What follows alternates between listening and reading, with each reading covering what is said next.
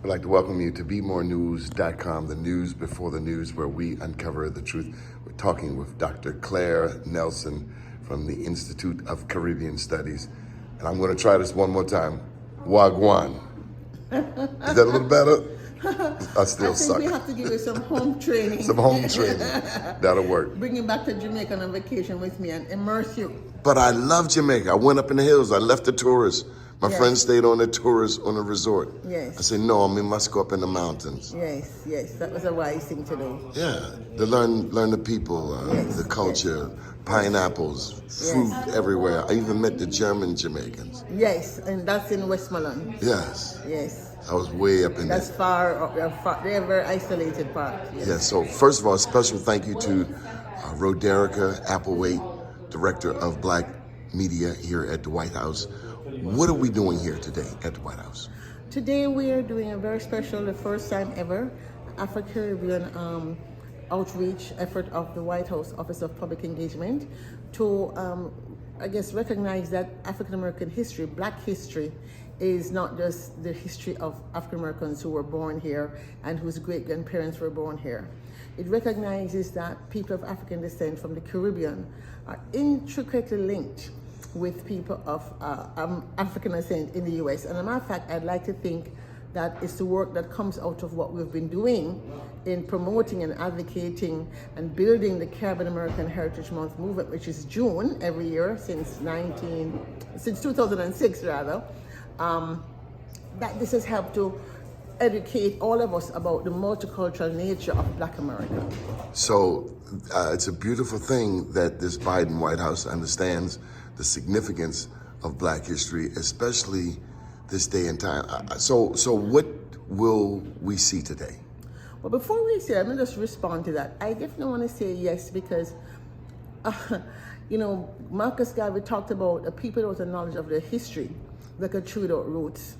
And it's unfortunate that so many people in America believe that the teaching of Black history is not American history. And so we see this backlash in terms of people saying, hey, you can't leave us out of history, to now actually changing and wanting to rewrite history.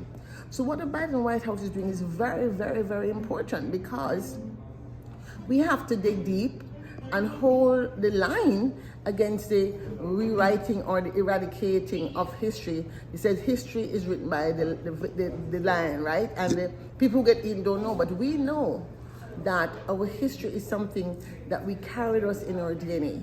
But we must do more than that. We must share it, we must spread it. And so today is about recognizing the theme of the month, arts and social justice. We want to recognize the art of reggae music, and in particular, Bob Marley as a global icon, for some people a prophet, in his message and the impact of reggae music of that era in being a part of the Black consciousness of our time. And I have to say for myself as a Jamaican that perhaps it wasn't for growing up in that era, going to high school between 1969 and 1974, the year after Martin Luther King got shot. I was in high school, Afro was becoming a thing. So I really came up in an age when we were beginning to recognize who we were. And so reggae music and Bob Marley were very important to my political inspiration and formation. Now, I have to tell you something I learned just this week that I didn't know. Now, I know just across the water from Jamaica is Haiti. Yes. And I know that Toussaint Louverture, Jean-Jacques Dessalines, Henry Christophe, they were leaders of that revolution. But I didn't know they also had a Jamaican who helped with the Haitian Revolution. Yeah, man, Bookman. Bookman. And people say that I did not know Bookman this. is because he could read. There's a lot of story and oral history about the fact that because he could read is why he was called Bookman. It wasn't like a Muslim name. But who knows? The fact is that he's very much a part of the architecture of the promenade of revolution. I mean, Jamaica had quite a few rebellions, as you know. We didn't succeed. We were all... including Nani the Maroon Queen. Well, she was not a rebellion leader. She was just a guerrilla warrior. Very different. So the Maroons were able to escape and establish separate, let's say, enclaves up in the hills. And then it came a time when the British imported dogs that could track humans. And so at some point they had to do a peace treaty so that they would not be slaughtered. I understand that Nanny did not sign that peace treaty. And so oral history again, and the way I tell the story as a storyteller is that I said, but she did not sign. Her brother signed, because all of the Maroons were led by a family of all Ashanti names. So that's very fascinating. I believe they were sent by the ancestors to come and rescue some of us. And so Nanny remains a very iconic figure. She's our only female hero, and for me, I call her one of my spiritual guides. So they say, the legend has it that the British soldiers come and shoot bullets at her, and she flip her backside around, and the bullets ricochet back and knock them down. That's the legend. But you know, I've been talking to many people in the African spiritual traditions, and they have been saying that many ancient African tribes knew the technique of bilocation. Bilocation? Yes, spiritual technique of bilocation. And perhaps Nanny, as a Akan priestess, perhaps she had certain spiritual powers that we are not wont to have. We've been Christianized out of those things.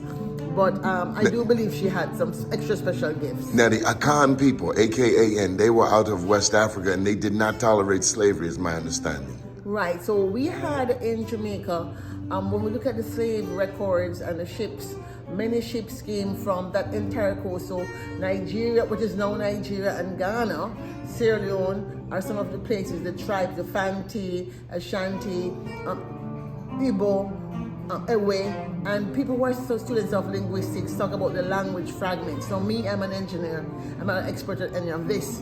But over the years, I've kind of, picked up things here and there in my study of the ways in which we need to reconstruct our past. All of us at a certain era, the history we were taught in Jamaica in high school began with us as slaves, and I kind of wanted to go back. Because our history does not start nor end with slavery. So when I was older, I went back and started digging and learning, and I have to say, reggae music is what introduced me to some of those concepts. I mean, you know as a child 13 something is wrong, but you don't really know until you hear a burning spear talk about, do you remember the days of slavery? Marcus Garvey say, you start saying, what is this about Marcus Garvey? Marcus Garvey wasn't taught in Jamaica, even though he's a national hero. He's our first national hero. He was educated in England? No, he wasn't taught. He's not taught to us. Oh, no. No, Yeah. He's educated. He's self-educated. Yes. He's a self-educated man. I'm saying he was not taught to us. Marcus Garvey left books, speeches. Yes. In his book, Philosophies and Opinions, was his 900-page book. It was not taught to us in high school in Jamaica. But I know why. Because it's dangerous. Because he organized the largest organization of black people in the world. Exactly, the United Negro Improvement Association. So that is what they call dangerous rhetoric, on which the reggae music of the 60s and 70s, which is what we're talking about today, was built out of some of Garvey's philosophy. The Rastafarian movement basically was born at the same era or soon after Marcus Garvey was around, and so the old Rastafarians, the Howells, the founders of these movements studied the Bible, studied Garvey's words. So come the 60s now, the civil rights movement in America, and the young people in the Caribbean are kind of getting antsy, and we have people like Harry Belafonte, who is known to us as a Jamaica. Martin Luther King had actually also vacationed in Jamaica. MLK did? Yes, he vacationed in Jamaica, and he said it's one of the first times he ever felt totally free. I saw a picture of Michael Jackson with Bob Marley. I don't know where it was. I don't know where that was. It probably was in Jamaica when Michael Jackson came to Jamaica, because he came to Jamaica when I was in high school. But the fact is that Martin Luther King came to Jamaica for a vacation, and he wrote some part of his books in Jamaica. So we have a lot of, let's say, crossover between that era of African American uprising and Caribbean coming of age. Remember, in 66, we had just become independent. Independent nation across all of the Caribbean. No, just two, Jamaica and Trinidad. Apart from Haiti, only Jamaica and Trinidad became independent in 1962. And since then, more have become independent, but at the time only two. this music was becoming what it Popular, is. yes. Remember, Bob Marley started in the early 70s. Yes. Late 60s, early 70s. He came to America at one period of his life. Went back home. So I think that songs like Night Shift were probably written out of his experience in America. Buffalo Soldier. So all of this transfer of knowledge back and forth through people who are in the arts, hanging out together, reasoning, right? So the reasoning, as the Rasta would say, and the foundation of that reasoning helps us to get rooted. And so for me as a young rebel without a cause, this was a very empowering. I'm really happy I was born in that era, put it that way. But you know, also at that time, the African independence movement was also underway. So you had the Yes, Caribbean. but remember that movement, all of those guys went to school in England. Yes. London School of Economics. Julius Kwame Nyerere. Nkrumah, all of these guys went to Kwame school, so they Nkrumah. knew each other from London. And so, again, Garveyism had fed into some of their mindset. So you have a lot of those early prime ministers who were at the foundation of this, their political consciousness. But we were not followers of Marcus Garvey's economic consciousness movement, economic justice Is that movement. where we missed the boat? That's where we missed the boat. And this is why this moment we have to pay attention to it. Because the economic empowerment of our community is in our hands, and If we don't get that right in the next couple of years, we're toast. This whole conversation, I mean, today we're not going to talk about that, right?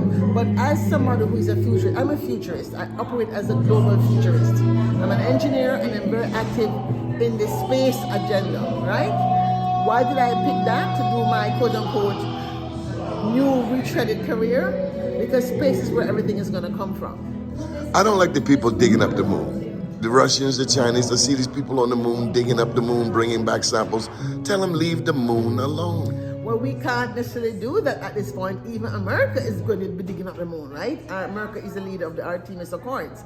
The fact is, how do we ensure that there is inclusion of all voices, all cultures, and most recently, Native Americans and the Dina, or the Navajo Nation, complained because one American company was planning to scatter the cremated remains of a human on the moon.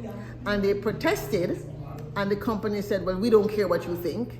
Anyway, luckily it didn't land, the lander didn't make it. So, but just the fact that they didn't even want to hear that for many people, including myself, even though, I mean, I'm not a Navajo, but I consider the moon sacred.